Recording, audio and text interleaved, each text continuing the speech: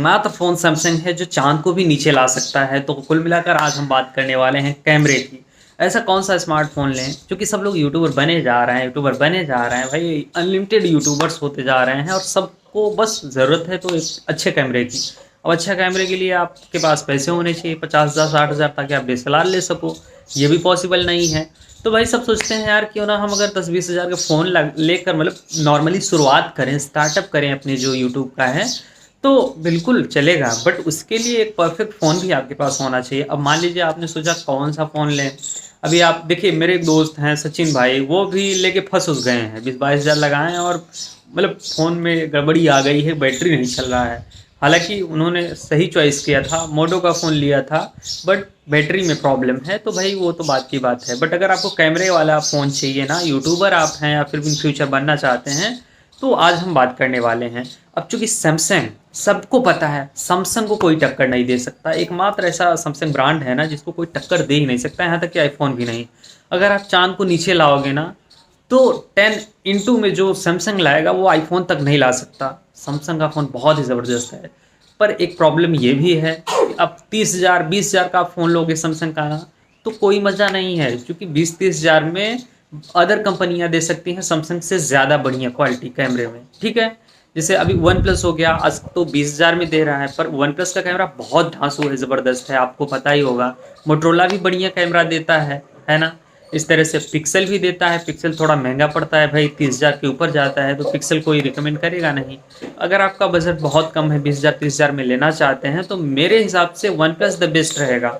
सिर्फ आप one plus लीजिए, या फिर इंडिया का नंबर 1 जो फ़ोन है वो है वीवो, ब्रांड है, वीवो ले सकते हैं।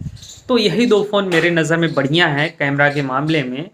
अगर आपको मतलब बजट नीचे है तो, और अगर आप 50-60 हज़ार लगा सकते हैं ना, तो फिर आप आईफ़ोन ले लीजिए, और अगर आप लाख डेढ़ लाख लगा सकते हैं ना, तो आप सैमसंग का स्मार्टफ़ोन ले लीजिए, बहुत बढ़िया रहेगा। अब ये भी मायने रखता है कि आप कौन-सी कैटेगरी के वीडियोज़ बनाते हैं। बहुत लोग ब्लॉगर होते हैं, बहुत लोग रियल टेक होते हैं। तो टेक्नोलॉजी से रिलेटेड है, तो आप कोई भी ले लो, कोई फ़र्क नहीं पड़ता है, क्योंकि बैक कैमरे से आप बनाते हो। जबकि ब्लॉगर अगर आप हो ना, तो आपको वही कैमरा लेना चाहिए जिसके फ्रंट में डबल कैमरा हो।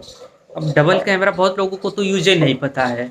तो एक कैमरा नॉर्मल होता है जो बहुत छोटा-सा, मतलब उसमें ज़्यादा कुछ नहीं आता, बट एक कैमरा जो है वो वाइड होता है, जिसमें ज़्यादातर चीज़ें कवर होती हैं।